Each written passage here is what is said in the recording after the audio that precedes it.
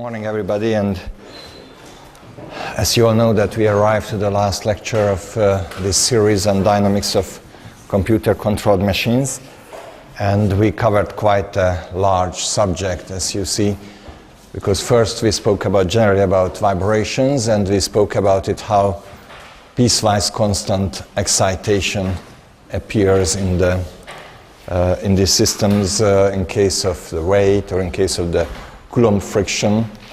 And then we agreed that actually when the computer discretizes the time and the space, the time discretization results in piecewise constant excitation. So actually when we try to solve a problem where the computer is connected to the machine, then we have this piecewise constant forcing or excitation. Now we speak about it that if we don't have this problem and the computer would run continuously so quickly that practically it would be continuous, then a simple PD controller would provide a virtual reality, and this would provide a virtual stiffness and a virtual damping with which we could stabilize the systems. And if we want to fight against a Coulomb friction, then we may also introduce integral terms and so on. However, we have instabilities because of these tiny time delays and time steps in the system, which is provided by the computer part of the story. So if we take into account this time delay and the zero-order hold, then we can calculate precisely what is the stability boundary for the PD controllers. We cannot increase the gains to infinity anymore. So we will have a maximum gain, and if we have got a maximum gain, we get the best positional error against the dry friction, and this is the simplest way to fight against the dry friction, and then we could make several conclusions with respect to design and so on. And then, to validate our model, we also calculated the vibration frequencies to see why these systems vibrate very slowly. Okay? In spite of the fact the sampling is very, very high, still they oscillate very slowly. And it's quite difficult to understand, and you have to go deep into complex analysis and complex number to understand it. What is the connection between the characteristic exponents, lambda, and the characteristic multipliers, mu, or in control theory they call them poles, okay? The characteristic exponents are called poles, and they are denoted by S instead of lambda, and the characteristic multipliers are called Z or Z transformation, and instead of mu, they use Z for that, okay? And then we also calculated the fastest decay when the system stops in the fastest way. Then it will produce much larger errors, but we can set up some optimum criterion to balance in between the two and to find the cases. And also spoke about practical cases, how to make our models more precise. If we really do the experiments, then these simplified models are not precise enough, but we can make them very precise if you take into account the motor characteristics or high-frequency dynamics. In case of force control, even the basic concept is unfortunately more complicated, but we could still calculate stability charts, maximum gain, vibration frequencies, everything could be done, even fastest decay and so on, everything could be done as in case of position control. But the behavior of the system was somewhat similar, namely that it also vibrated with low frequencies, but it was somewhat much more complex because there were patches of stable domains, okay, stable and unstable domains connected each other. So sometimes a larger time delay was better than a smaller one. Also, it happened that the differential gain actually was usually bad, and it is not advised to use it because usually we lose a lot of stable regions and we gain very little with the differential gain. Also, we experienced that the time step or the time delay may actually make the system more stable, exponentially more stable, and so it is really very complicated, and conclusion was that still we don't know how to make a commercial industrial robot which would touch any object, soft or hard, human or machine or anything, okay? But generally speaking, we know that the softer sensors are better, it's easier to handle them, so when the connection is soft and And so now we haven't spoken a little bit about this time varying control gains. And then we started talking about balancing. And first we tried to compare the human balancing and the robotic balancing or the digital balancing, and we agreed that the human being is more like a continuous time delay. It is not sampled, although our brain also has certain frequencies with which it runs. But generally speaking, because the connection of the neurons is very different and its length, it averages out and it will be a kind of continuous time delay. So we don't work as the computers with a fixed sampling time step. Okay, and but on the other hand, there are many similarities. For example, that there is a time delay. But if you compare it, it turns out that nowadays the computer are much faster than the human brain, because we are very slow in the range of fraction of the second, 0.1 second, 0.5 of a second, 0.5 second, and so on. So we are very slow. The computers are now in the range of gigahertz and so on. They are very fast. But our brain is a huge parallel computer. We have the neurons working together and they are all connected to each other, while the computers are just like the transistors. They are connected with a few legs to each other, each unit. So actually the computer is still largely sequential. While the computer nowadays has a tiny bit of parallel structure because they try to develop it in this direction. The human brain also has a tiny bit of sequential, so it also does certain things with certain rhythm, but generally speaking, they are on the two sides of the story, okay? So the computers are very fast, but sequential, and the human brain is parallel. And the problem is the heating, because the computers, if they try to make the parallel processors jammed into a small place, then it warms up very much.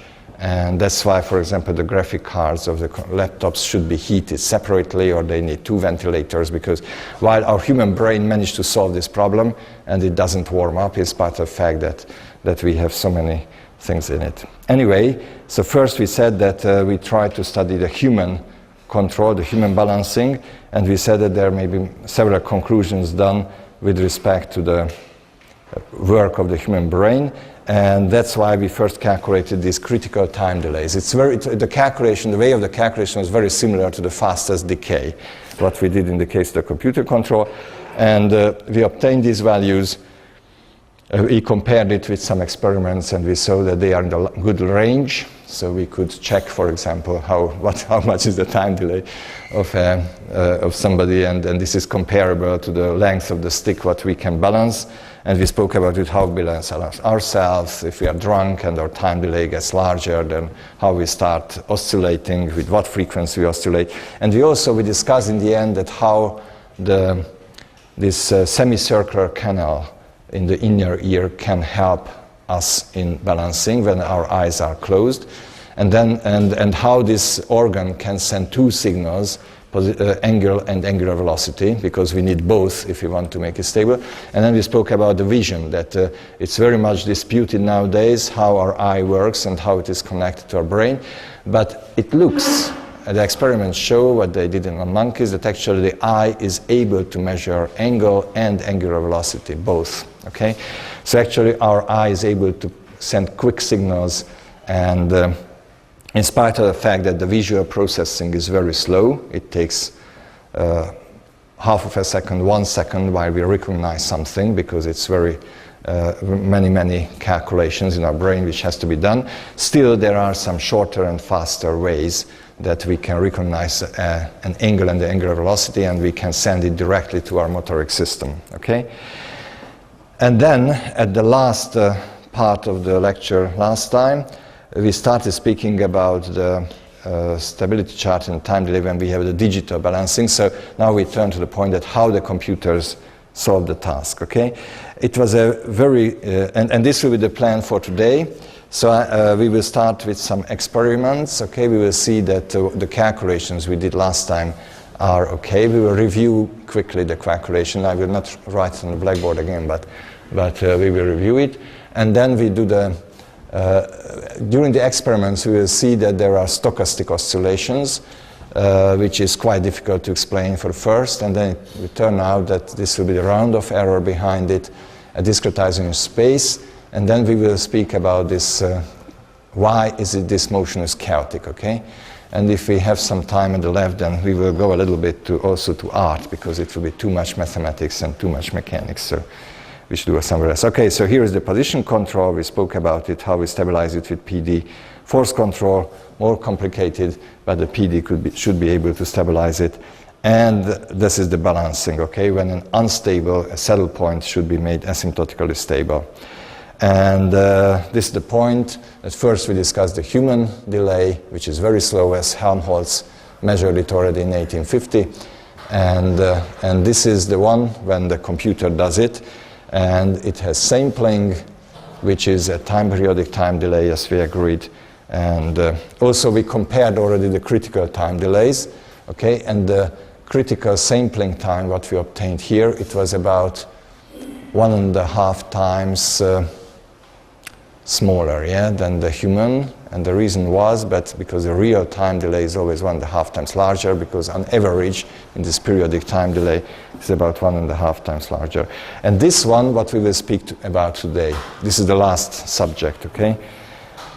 So we agreed that most of these stabilizing problem, either the stick balancing or the segway or the balancing by hands or just balancing with our ankle, okay, in the sagittal plane, these all can be reduced to a 1 degree of freedom problem. And that's what we also did in the case of the stick balancing.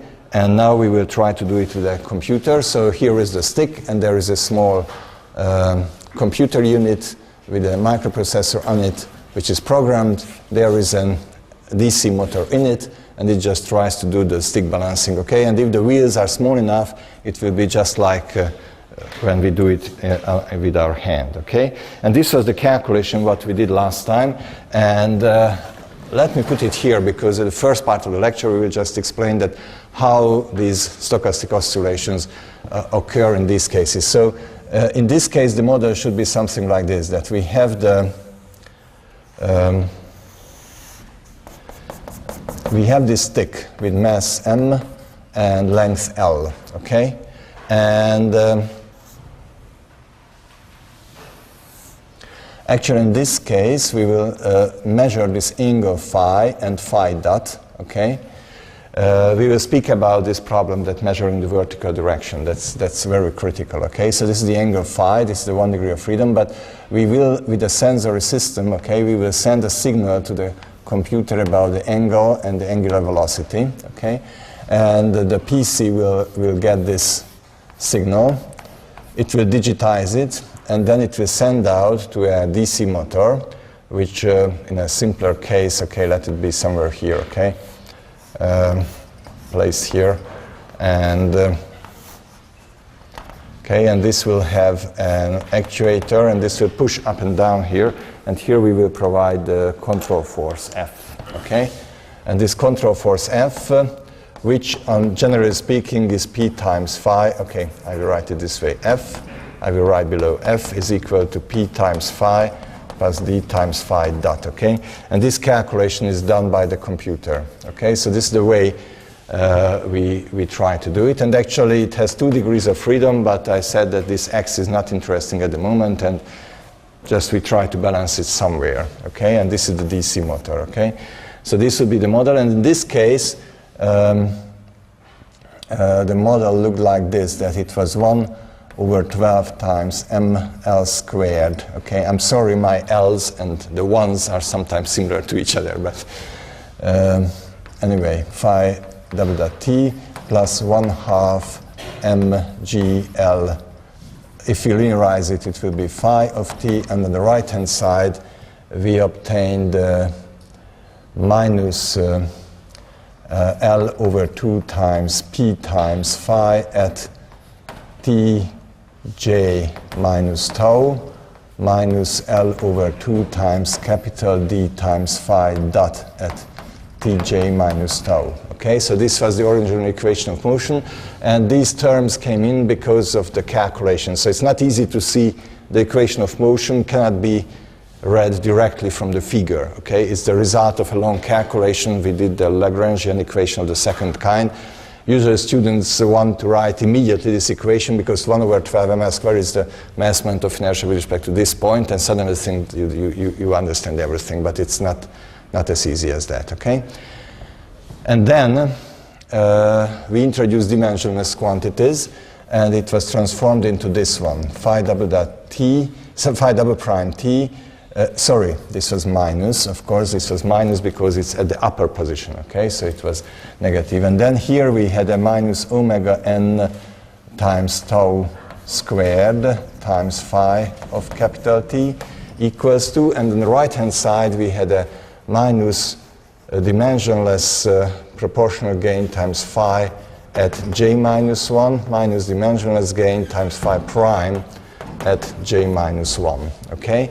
And yes, and this was valid in the interval j plus 1, okay? And j goes from 1, 2, 3, and so on, okay? So here, I already put it there, omega n. This is the natural frequency of the pendulum when it hangs downwards, okay? When it hangs downwards. And this was 6g over L, under the square root. 6g over L, okay? The dimensionless gain P here, it was 6 times capital P times tau squared over m times L, I suppose. I don't know whether we can see it here. Yeah, it's somewhere here, okay? 6 times capital P tau squared over ml. Here I haven't used the small p, okay? But that would be a dimensionless quantity here, okay? It has no unit. And small d, then we can also read it here in the matrix. This was the one, okay? So it is minus 6 tau, minus 6 times capital, yeah, now I will write it this way.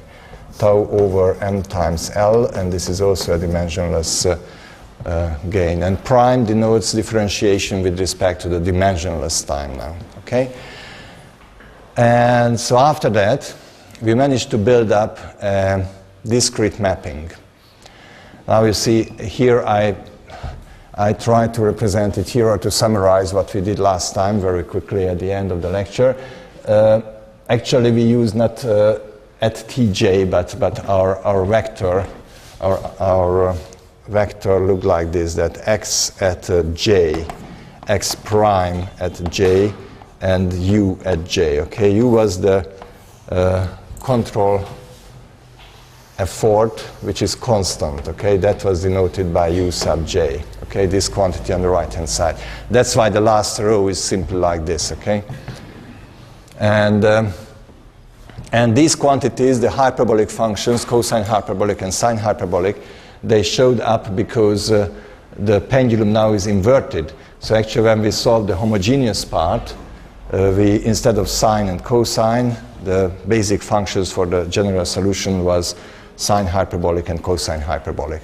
And that's why the structure changed. Here, in these cases, when tau tends to 0, you have to consider the limits. So this is, for example, 1. And as far as I remember, this one is also, you have to do it with the second derivatives. And this is, I think, 1/2 or something like that. So these are also finite numbers, okay? They don't go to infinity. Then we determined the stability chart. And here I presented the stability chart in the plane of the original P and D, okay? And we also calculated the critical time delay. And we agreed that we must be faster than that. But the computers are usually very fast, so the computers can do this pretty well. So while a human being has problem with balancing very short sticks, the computers are usually very fast and they can do this task. This one here, L over 6g, which is just 1 over omega n, okay? So what we obtained for the critical time delay yesterday, it was written like this, that 1 over omega natural times the natural logarithm of that stupid, funny number, 3 plus square root 5 over 2. Yeah? and we also calculated these values, okay? While instead of this one, there was a square root 2 in case of human beings, okay? So that was more or less what we did. And now if we check the experiments, okay? This first experiment, we did it in more than 20 years ago. I think it was 1992 or something. I had a student, a PhD student from Bulgaria. Actually, now he is at the University of Arizona, and he just got the full professorship in Arizona in mechanical engineering. And this was simply a small cart, okay? And at that time, the computers were 20 years ago, the computers were much slower, okay? There is a unit which did the digitization, and that was an IBM PC at that time, what we used. This is a small car, there were the cables which communicated with the electric motor, there was a chain, and here is the stick, okay? It's a bit difficult to see. Some of you were already in my laboratory, and since then we changed many things in the laboratory. Actually, it did the task pretty well, although the stick was relatively long, so we wanted to be on the safe side. And of course there were some certain points not to let the stick totally fall down. And now as it starts running, of course it runs underneath and it starts doing the job. We are just in the stable region, in the middle of it. We wanted to make it absolutely sure that it works, okay? And it really worked very nicely. At that time, it was a very spectacular experiment. Of course, the TV came out and they made shows and so on.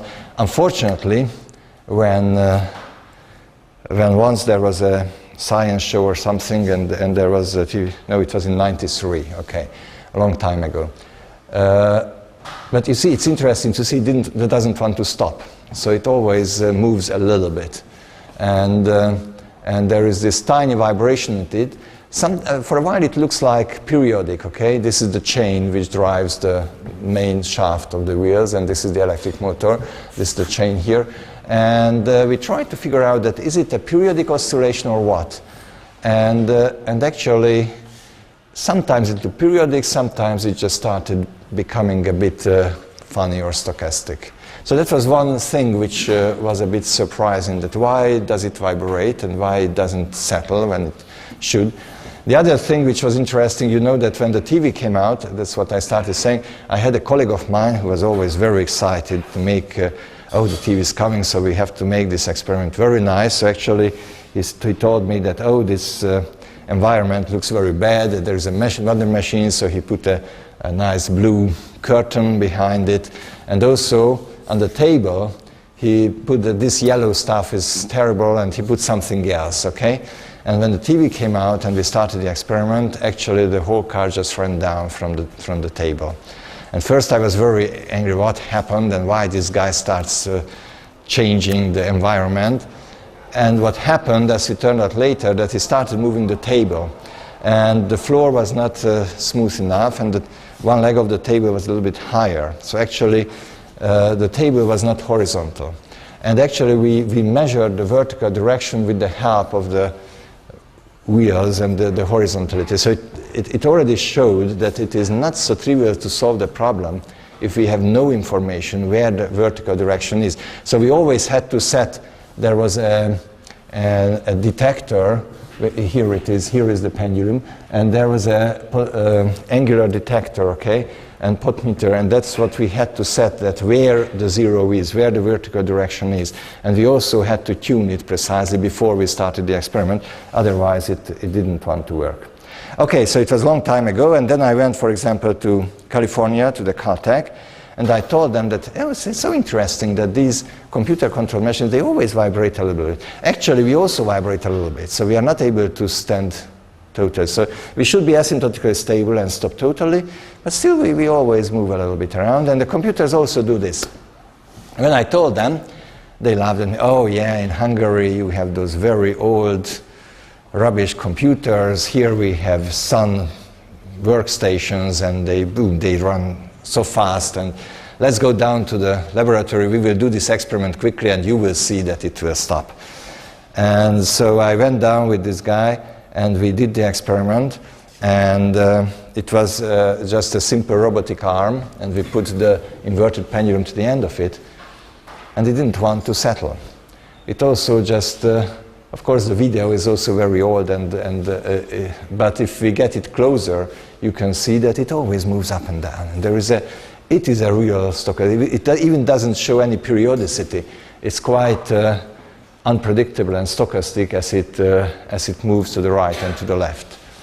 And they said, well, indeed, yeah, it's there, but that's negligible. It's not so important. But I said, then just these are the interesting things. So why do they oscillate here in a bit stochastic way? Okay.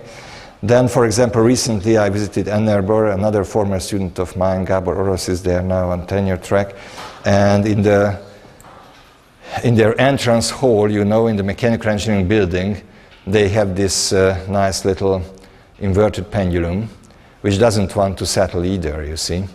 And even sometimes it falls down and then it starts the job again and tries to pick it up again. But it doesn't stop either, it just moves to the right and to the left, okay? Oh, there is an even more interesting experiment. Now, so you see, if you search the internet, almost at each university you will find some groups of students who build these experiments. This one is a very nice one from Stuttgart. Because they did it with a double inverted pendulum, okay, when you have two pendula on the top of each other. And actually, it is hopeless for a human. I haven't seen any human being who would be able to balance a double pendulum, okay? So it's a real hard task, and even with computer it's not easy to do, okay? So let's see what they did. It's an ingenious solution. I love it very much.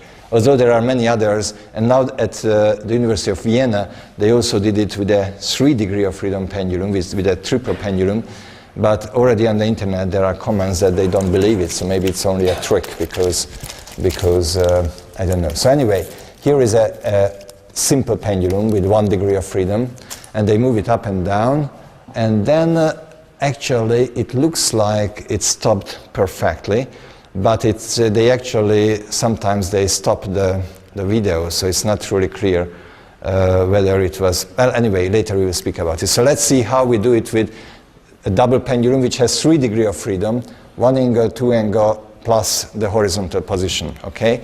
And they have only one actuation, namely the motor. And now they start trying to swing up the double pendulum, and actually, as they try to explain, it's a bit, it's not so easy how they start, okay? So first it says that the motor starts moving quickly, okay? And then it starts slowing down, and now the motor moves very slowly and very little, okay? And actually, I will stop it here to explain it a bit better. Actually, the double pendulum starts a chaotic motion here, okay? So it is proven, actually, that even in a conservative system, like a double pendulum without damping, the large motion is actually chaotic, okay? So they will just move up and down. So what they do, of course, it's very difficult to design a path, how to make it move that it just stands up with both, okay? But what they do, that they calculated how much is the mechanical energy of the structure when it is in the upper position, okay? It's very easy because it's the mass times gravitational acceleration times the height of the centers of the gravity, okay? So they have this energy which is related to the maximum when they are up there, and then they try to give with the electric motor as much kinetic energy to it, which will, together with the potential, which will just equal to that energy, okay? So what they try to do, that first they make it moving, that they give so much kinetic energy to the structure, which is just equal to that one, and then they just try to maintain that energy. So they move a little bit, which compensates the damping in the system, okay? And then practically it starts the chaotic motion, okay, with the same energy, which is when it stands upwards. Is it clear? So it's the reason why they do this, because then they just have to wait. So it's a typical example when instability or even chaos can be used in an ingenious way, because actually you need very, very little energy to control the system. You must be very smart, very precise, but the control effort is very, very small. So actually they almost don't have to do anything, just wait.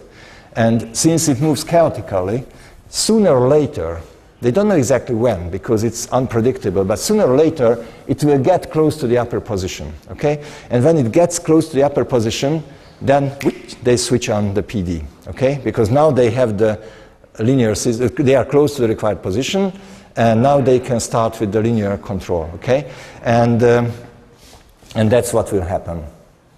They have to wait sometimes quite a lot, okay? It just moves chaotically up and down.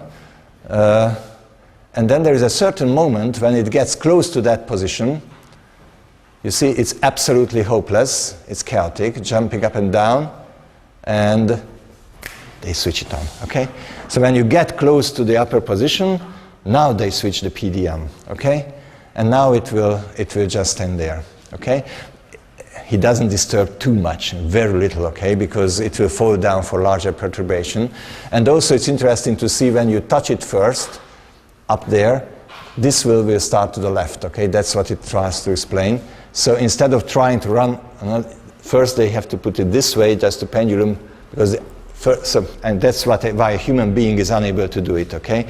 Because first you have to move in the other direction to make this pendulum this way, and then it will be, so okay, how is it? If it falls this direction, and then the lower pendulum should be moved this way first, okay? Just in the opposite way, then we think, okay, yes, we do it in this way, and then start to pushing it, and then it can pull it back. So it's really very, very tricky and very complicated.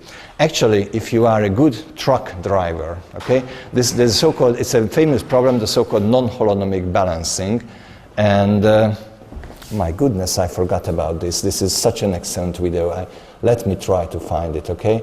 I try to collect all the important videos, but actually this non-holonomic balancing is important because actually we human beings are unable to do the double pendulum, but good truck drivers are able to reverse with the truck which is articulated. So actually they have a trailer behind the truck, and then you have to reverse, okay? That's very, very tricky and very difficult to do it, and usually just the best truck drivers are able to park and to try to reverse with this. And there is a very nice video with this because Volvo developed a computer control which helps the truck drivers to go backwards with trailers relatively fast, okay?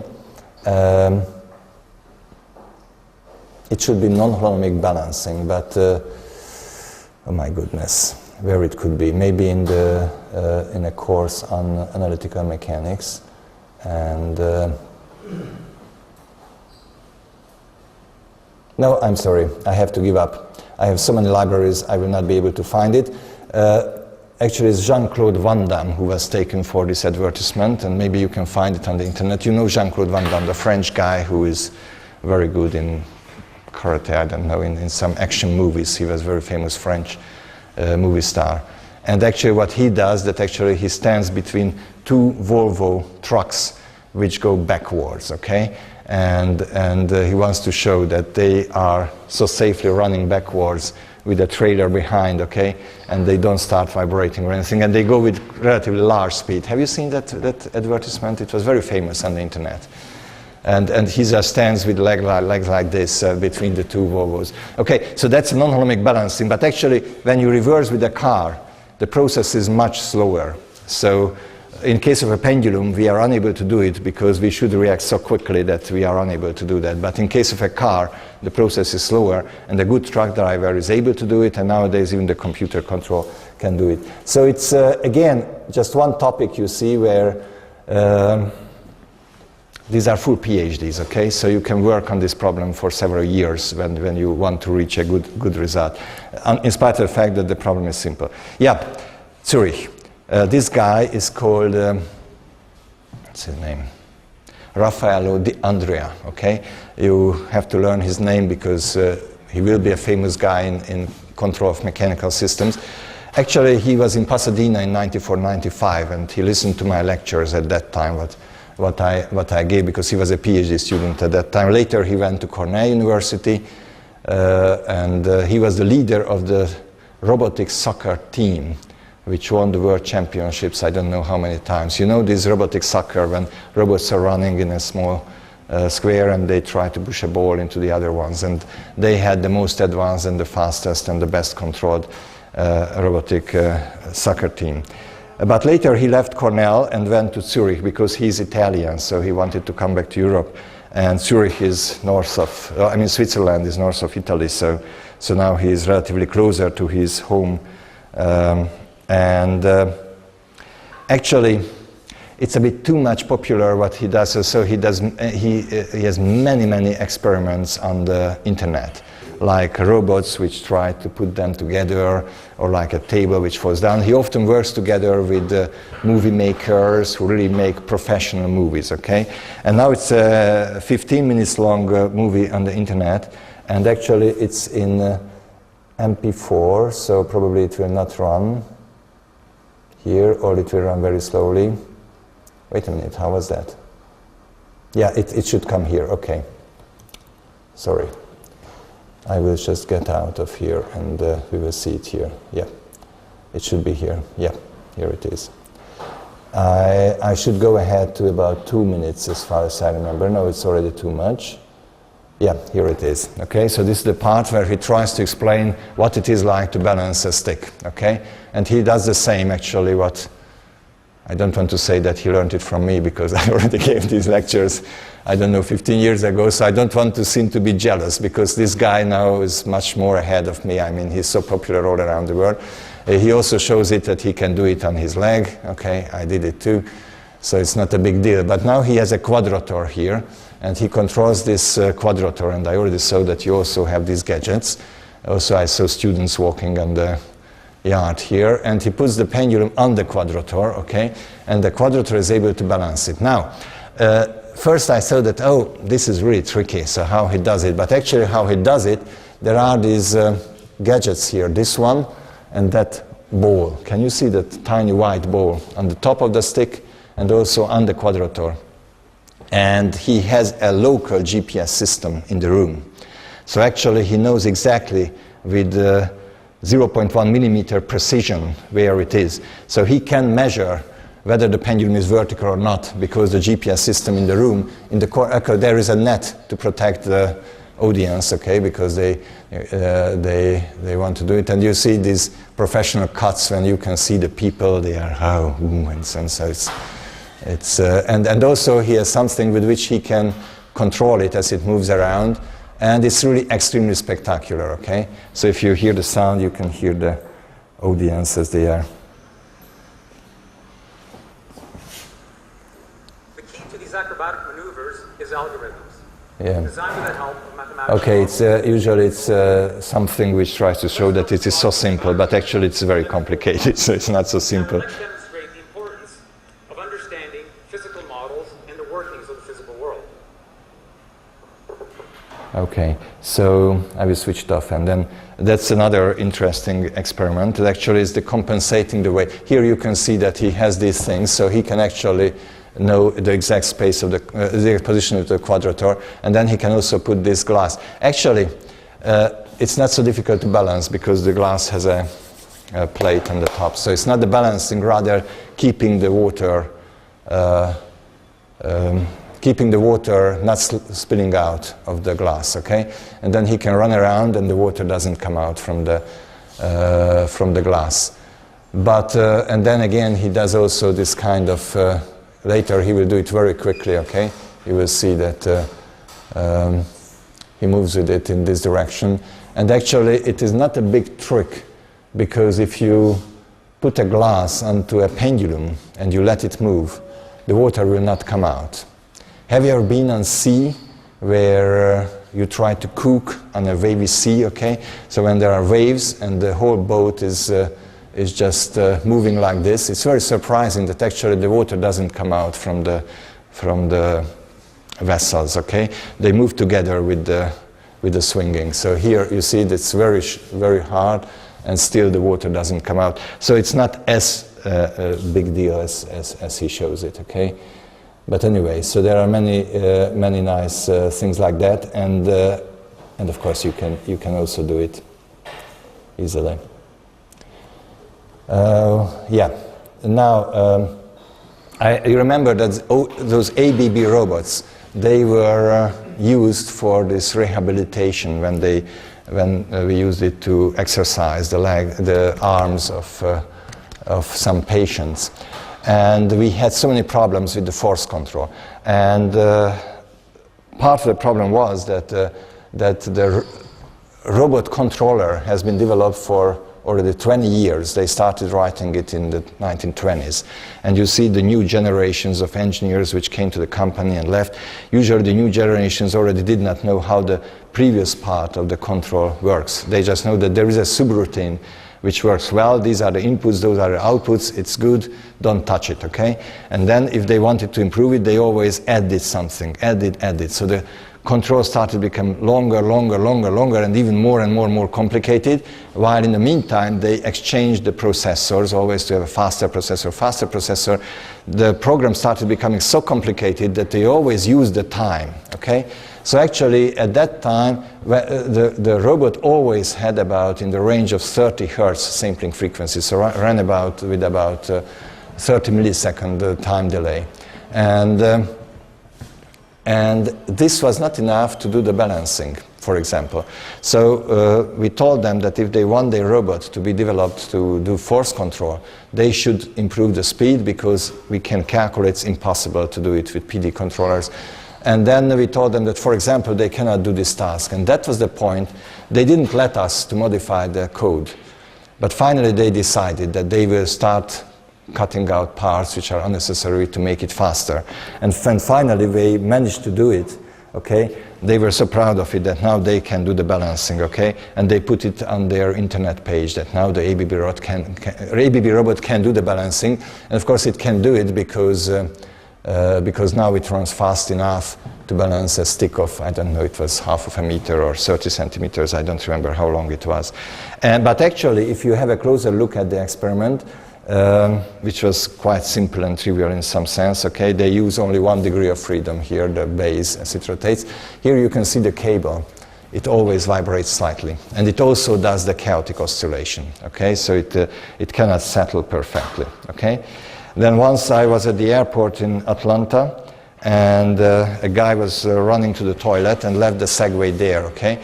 And when the Segway was left on its own, the Segway also vibrates, okay?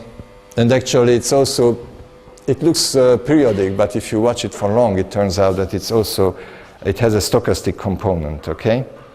Now, in case of the Segway, it's a major issue that the Segway can go also on wavy surfaces. So this photo is put on the homepage of Segway because it's tricky. It's because you see when the surface is inclined and you have no information where the vertical direction is, it's very difficult to do it with accelerometers and other stuff to figure out where the vertical direction is, okay? And the one thing you can do is, of course, that you take a pendulum with you, which always hangs downwards, okay? But the problem is that if this one is on the Segway and you move, it will start shaking, okay? And it will not show the exact vertical direction. So there are many problems which should be solved, and that's why, in some sense, it was not so trivial to build the Segway, okay? Which moves in different directions. So now, those of you who were in Budapest, you see, I wrote it from Scucci, but he's absolutely right that we should call these things wheeled inverted pendula. So it's not a real Segway because the Segway can turn, accelerate, stop, and so on. So the Segway is more smart. But if you want to do just this simple stabilization, we can do it. And without knowing the vertical direction, the problem can be solved with a simple accelerometer, which is placed there. I hope I put a circle there, okay? Just a single one. And with this signal, you are able to solve the problem, but I will not speak about it in details because it's very complicated, in spite of the fact that the structure itself is very simple, okay? So here is the accelerometer that works, and actually it vibrates, so it doesn't stop perfectly, but practically it is stable. Control people, they use this idea of practical stability, so we can consider that now it is practically stable. Okay, and in these cases, again, we use the time delay in a positive way and the sampling in a positive way. So it's very, very interesting how the problem can be solved. Okay, We built another one that I already showed the photo with a longer stick on it. And here we try to position the accelerometer here, right at this point. We said maybe it is better, actually it is worse. So it's better if you put it aside. But it's a long story again, where to put the accelerometer. And actually it measures acceleration in the horizontal direction. It's again very funny that why the horizontal acceleration gives us information about the exact vertical direction. And then we try to study a bit more precisely what is the reason for this chaotic or stochastic oscillation. So here is the laptop which controls the electric motor, the DC motor on the inverted pendulum. And here you can see the signal, okay, in time how it changes. And so this is on my desk in my office, okay? And that's our engineer in the laboratory. He's ingenious. I mean, he's not good in theory, but he builds everything, okay? And actually you can see that the pendulum vibrates quite chaotically, okay? So it just moves up and down. He does the job, okay? But actually we try to build it in a way it runs on its own cable, so that's why it's a bit shaky there. But actually we even tried to increase, well, I will explain what. Okay. Later I will enlarge what's going on here. Okay. This is the part where actually the cable, it ran onto the cable. Okay. And then we tried to increase the resolution. You may remember that at the first part of the second lecture we spoke about the stability of the numerical solutions, and we spoke about it that if you use two small time steps, so if the sampling is fast in some sense, but the number of digits what you use is low, so the round of error is large, then it causes errors again. So we try to increase the round of error, okay, and then it was still stable, but the vibrations were really violent. It looks periodic, but here you will see that sometimes it almost stops for a while and then it starts again. So actually it's not a single clear frequency in it, okay? It's a bit more chaotic. So if you have a look at it, if you have a look at the signal, okay, it is the time history and this is the angle, okay? And when it starts from a relatively large angle, okay, then the PD controller starts stabilizing it. So if you look at the thick part of the line, okay, it looks that it's nice. It just runs to it just exponentially settles, okay, as it has to, as we designed it. But if you enlarge that part, which is in the rectangle, and you have a look at the signal, you will see that actually the signal has only certain levels, okay? So this was 0.01 radian, which means it's it's a half of a degree. This is half of a degree, okay? And it turns out that our sensor can detect only 0.1 degree, okay? So that's the 0.1 degree is 1 digit, okay? Because the signal, when it arrives to the computer, there is an analog digital converter, and the signal will run between minus 10 volts and plus 10 volts, and depending whether you use a 16-bit converter or a 32-bit converter, 1 digit will mean a certain value of it. So actually the signal will be only at certain levels, okay? So actually it cannot measure it precisely, and actually when it is between plus minus 0.1 degree, it will recognize it as 0. So there are certain regions where actually it will recognize this value as 0, okay? Yeah, we will go back to that video later. So the reason why I started to give this, that practically, instead of this control force which is there, okay, so the control force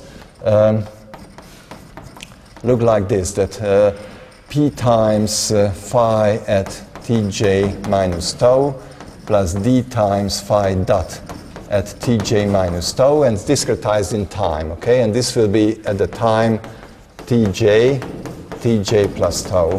But in reality, we have if h is 1 digit, okay, is the value of 1 digit of force, okay, then the real force will be something like this, that it will be h times the integer part of this p times phi at tj minus tau plus d times phi dot at tj minus tau over h. Okay? So it's a very funny function. I hope I wrote it correctly. Just let me check.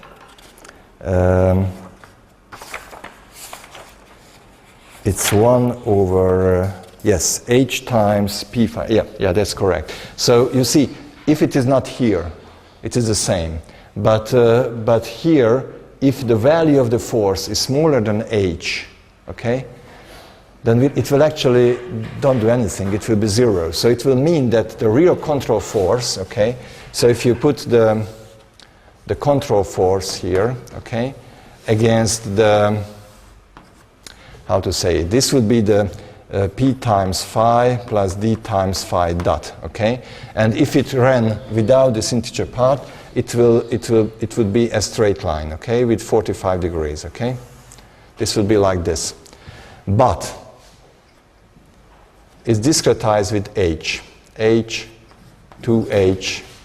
3h, so h is one digit, which can be recognized, and then it means that if you are between minus h and plus h, actually the robot will not do anything, okay? When it is between h and 2h, it will make one step between, so actually this funny Alice in Wonderland diagram, okay, it will show up not only in the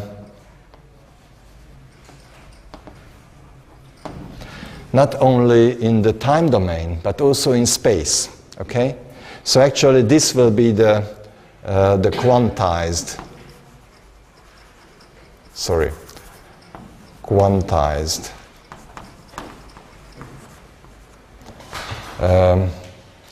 control, okay? So it will be not only in time it is discretized, but also in space it is discretized, okay?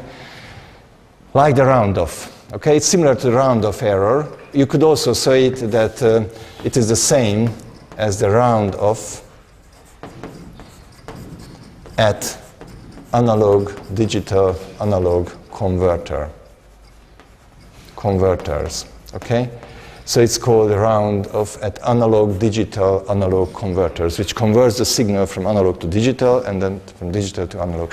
And actually, depending on whether it is, for example, this is a major difference, whether you use 16 bits or 8 bits, 16 bits, 32 bits, or 64 bits, okay, converters. Of course, it's another issue that if you use a more advanced converter, the conversion will take more time. So again, everything is connected to everything. So immediately when this gets more complicated and this h gets smaller, then the time delay will increase, okay? So and you will play with 0.1 degree and milliseconds, and all these are almost out of our range of imagination, so we cannot feel it physically well. That was the importance of these things.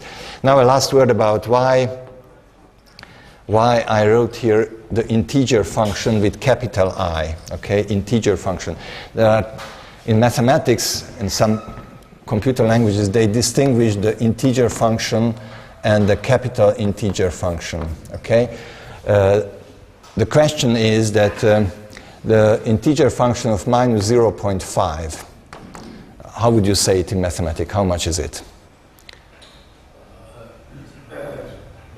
Minus 1, yeah. So usually the official definition is that is minus 1, which would mean that if you are somewhere here, you get this function is a stairway with equal steps, okay? And this function should go like this, okay? So if it is the blue one, okay, then it would go like this here, okay? It would go like this, okay? But in the computer control, if it is minus 0.5, the computer will not see anything because the voltage is so small that it will not recognize it. So it's an odd function. So this capital integer defines And this function is odd, okay? It's symmetric with respect to the 0, an uneven function, or odd function, okay? So this integer is an odd function, not the stairway, not the stair, okay? So it means that the integer function of minus 0.5 is 0 here, okay? So this one is symmetric, and nothing happens in that region, okay? And yeah, this will make the whole story very tricky. This will make the whole story very tricky, because this will mean that here, when we arrived at that point, nothing will happen, okay? And actually, it is the same with us, with human beings, okay? We haven't spoken about it, although we spoke about it, that we are also unable to stand absolutely straight, okay? We always move a little bit, okay? And actually, if we put an accelerometer on ourselves and we measure it very precisely, it turns out that we also oscillate stochastically. It's unpredictable. There's a slight shaky oscillation. Actually, it is because our sensors, our vision and our ear is not absolutely sharp either. So sometimes when you have the stick in front of you, you are unable to tell whether it is plus half of a degree or minus half of a degree, okay? For example, John Milton, who measured these things very precisely, he measured that in this direction, in this plane, we can detect half of a degree. But if something is only 0.4 degree, we are unable to decide whether it is a little bit to the left or a little bit to the right, or whether it's perfectly vertical. And our brain thinks that it is about 0, because we don't know, okay? So there are so small motions when we just cannot detect how much it is indeed, okay? I think it's quite logical. In this direction, in front of you, and in the other way, because you need the stereo vision to see whether it comes in front of you or it goes away, and your focus, it's plus minus 3 degrees. So actually, in this direction, when it falls against you, and it's only 1 or 2 degrees against you, you will not see anything. You will think it is okay. And only at 3 degrees, you will, oh my goodness, I have to do something, okay? So there is a certain region where this is a threshold, they say, a threshold. And within this threshold, okay, we will write this word here, okay? This is the threshold, okay?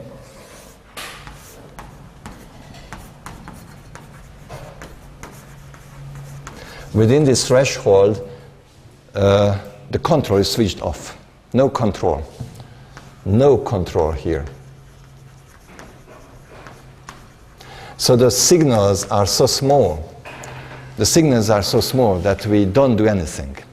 Now, one thing is well known. As with age, as we get older and older, our ear gets worse and worse, our vision gets worse and worse. We start wearing glasses. The glasses are stronger and stronger and stronger as you get older and older usually.